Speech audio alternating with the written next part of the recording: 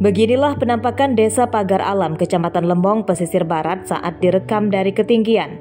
Jalan di sepanjang desa ini sama sekali belum ada yang diaspal atau beton dan seluruhnya masih jalan tanah.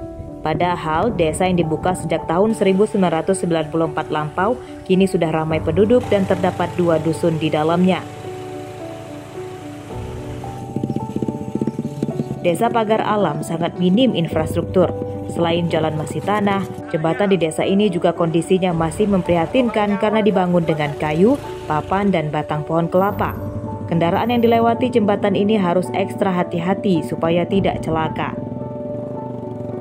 Sejak pembukaan badan jalan Pak Habis tahun 992 ya, 92 itu kurang lebih sampai sekarang belum tersentuh lagi.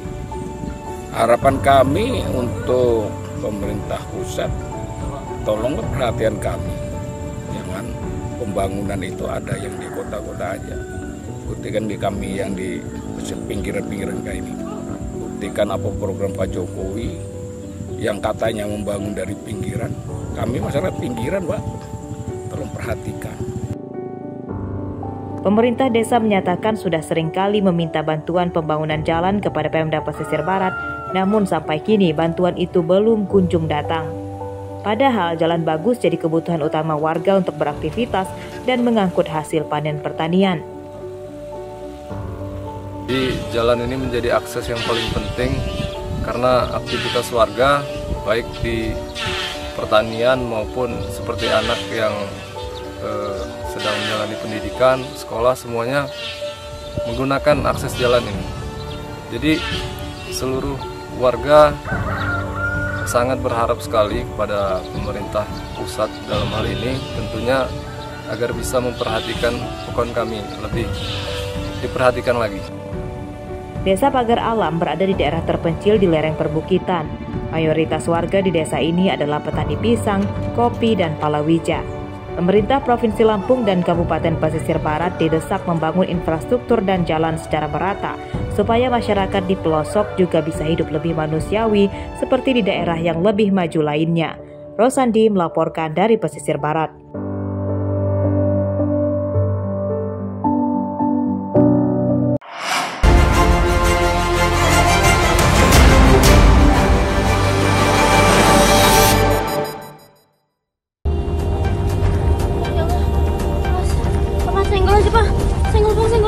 Aksi menegangkan terjadi saat seorang polisi yang sedang membawa istri dan anaknya mengejar 2 pencuri yang sedang membawa kabur motor curian di Jalan Panggungan, Gunung Sugi, Lampung Tengah. Tersangka kian panik setelah polisi yang mengejarnya terus-menerus membunyikan klakson mobil pribadinya. Salah satu tersangka sempat menembaki mobil polisi yang mengejarnya sebelum senjata api itu dibuang ke pinggir jalan. Setelah dikejar sejauh sekitar 2 km, salah satu tersangka berhasil ditangkap. Polisi yang mengejar tersangka bernama Bribka Riko Hadi Saputra, seorang anggota Polres Lampung Barat. Ia kemudian meminta bantuan teman-temannya di Polsek Gunung Sugi untuk mengejar satu tersangka yang lolos. Pengejaran berawal saat Bribka Riko yang akan pulang memergoki korban yang sedang panik karena baru saja jadi korban pencurian motor di depan Pasar Gotong Royong, Kabupaten Pesawaran.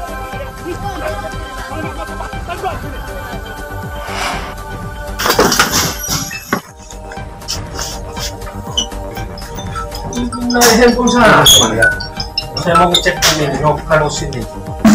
Sebuah rumah yang dijadikan tempat penampungan sepeda motor curian di Desa Adiluwih, Kecamatan Sukoharjo, Pringsewu digerebek tim Reskrim Polsek Sukarame, Bandar Lampung. Dari tempat ini, polisi menemukan 6 motor bodong yang disembunyikan di ruang tamu. Pemilik rumah bernama Firman Syah turut ditangkap.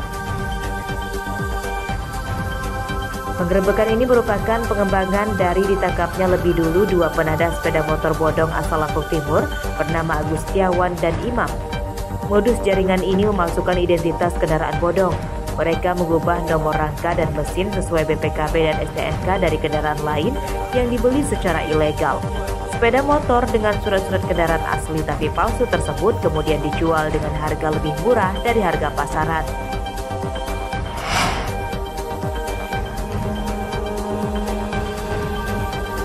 Suasana di jalan sekitar Stadion Pahoman, Kecamatan Enggal, Bandar Lampung, Minggu sore tiba-tiba mencekam saat ada seorang pria yang tiba-tiba menodongkan benda mirip senjata api ke arah ramai pengendara. Pelaku yang berjalan sempoyongan beberapa kali jatuh, diduga kelelahan akibat sebelumnya dikejar oleh warga yang akan menangkapnya. Akhirnya tidak ada warga yang berani mendekat. Pelaku yang terdesak akhirnya lolos setelah menyandera tukang ojek online untuk membawanya kabur dari lokasi. Menurut warga, sebelumnya pelaku terpergok akan mencuri motor di salah satu depan toko.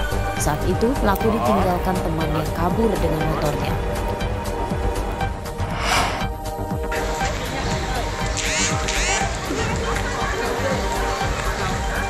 Minibus yang diduga mengangkut bahan bakar ilegal terbakar saat melintasi Jalan Desa Sukatani, Kecamatan Kalianda, Lampung Selatan, Selasa siang. Warga tidak berani mendekat karena api cepat membesar dan sempat terdengar beberapa kali suara ledakan.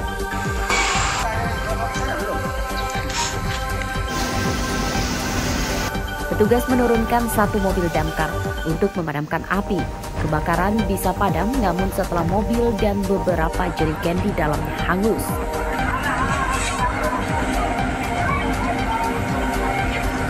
Pada kejadian ini, pengemudi mobil dan istrinya menderita luka bakar dan langsung dibawa ke Rumah Sakit Umum Daerah Bok Bazar Kalianda.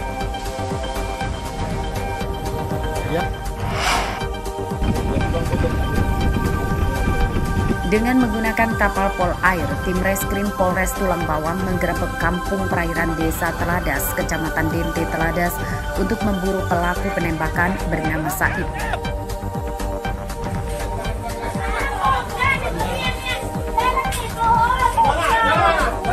Penggerebekan berlangsung tegang karena keluarga tersangka sempat menolak rumahnya digeledah.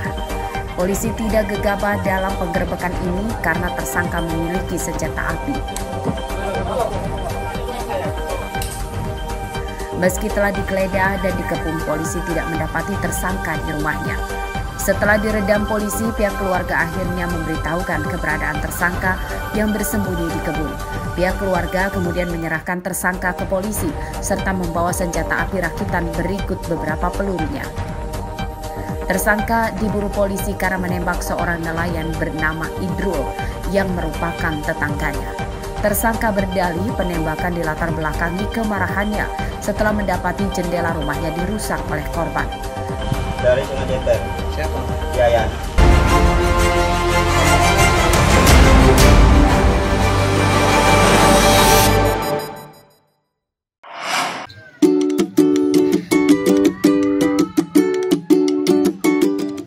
Jika Anda ingin mencari wisata alam di pinggiran kota yang masih asri, Kebun Raya Institut Teknologi Sumatera atau ITERA bisa jadi pilihan.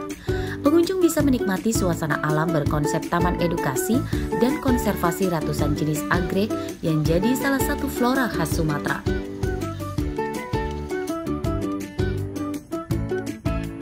Lokasinya tidak jauh dari kampus ITERA, di Desa Sambabalau, Kecamatan Tanjung Bintang, Lampung Selatan. Hanya sekitar 30 menit dari pusat kota Bandar Lampung jika ditempuh dengan motor atau mobil. Total ada 34 spesies anggrek, 45 jenis tanaman kayu, hingga ratusan spesies flora lain yang dikembangkan di Arboretum atau wahana koleksi tanaman milik ITERA. Semua ini bisa dilihat dan dipelajari pengunjung secara gratis. Bahkan ada beberapa yang dijual untuk para kolektor. Bagus, terus